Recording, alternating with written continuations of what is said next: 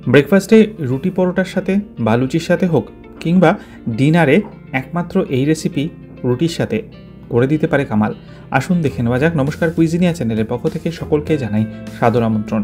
আমাদের সবার channel কুইজিনিয়াকে subscribe করে পাশে থাকা বেল বাটন আর অল আইকন প্রেস করে রাখলেই সব নতুন ভিডিও নোটিফিকেশন আপলোড হওয়া মাত্র পৌঁছে যাবে আপনাদের কাছে। একটা সিম্পল রেসিপি যেটা হয়ে উঠতে পারে রুটি পরোটার সাথে একদম সমান তালে বানানসই। আর এটা বানাতে কিন্তু কোনো সময়ই লাগে না, খুবই সহজ পদ্ধতিতে বানানো, স্বাদে হয় ভরপুর, সম্পূর্ণ নিরামিষ হওয়ার জন্য যে কোনো পারপাসে কিন্তু আপনারা এটা ব্যবহার করতে পারেন। আসুন নেওয়া যাক পদ্ধতিটি। রান্নাটা হবে সর্ষের তেলে। আমরা এখানে সর্ষের তেল গরম করে নিয়েছি। তেলটা গরম হলে 1/4 টিস্পুন মৌরি, 1/4 টিস্পুন গোটা জিরে, একটা তেজপাতা, একটা শুকনো লঙ্কা মাঝখান থেকে টুকরো করে, আর 1 টিস্পুন দিয়ে দিলাম কসুরি মেথি।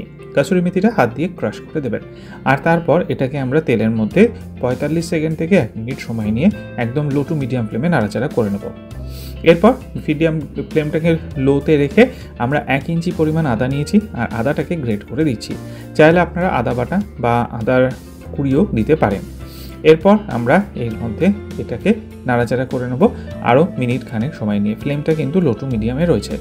1/4 টিস্পুন হলুদ গুঁড়ো, 1/4 টিস্পুন লাল লঙ্কার গুঁড়ো, 1/2 টিস্পুন দিয়ে দিন কাশ্মীরি লাল লঙ্কার গুঁড়ো তেলের মধ্যে দিয়ে আবারও 40 সেকেন্ড থেকে 1 মিনিট সময় নিয়ে নাড়াচাড়া করে নিন।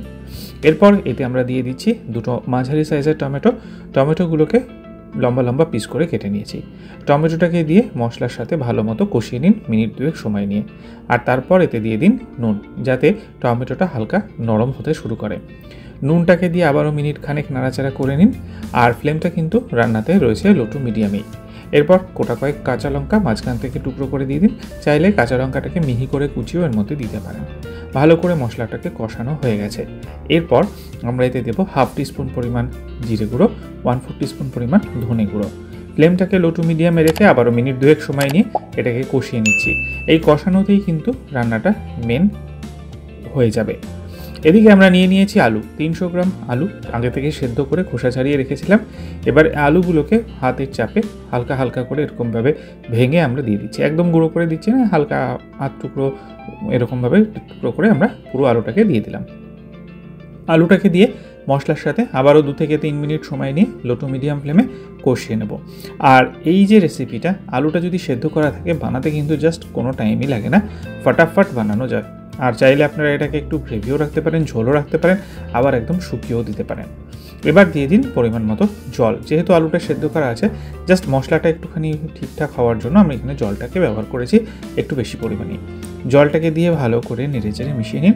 আর এরপর আমি একটুখানি অপশনাল চিনি দিচ্ছি, চাইলে দেবেন না চাইলে দেবেন না। তবে হ্যাঁ, আমার কাছে মনে হয় নিরামিষ যে কোনো সবজিতে আলু হোক বা যাই হোক না কেন একটু চিনি না দিলে স্বাদটা ব্যালেন্স হয় না।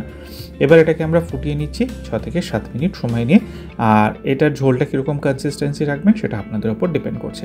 যে কোনোভাবেই কিন্তু এটা খেতে খুব ভালো লাগে। দেখুন আমাদের কিন্তু এটা প্রায় হয়ে গেছে। এইটুকু ঝোল আমি রাখছি, একটু মাখা মাখা টাইপের। আর এবার গ্যাসের ফ্লেমটা অফ করে দেবো।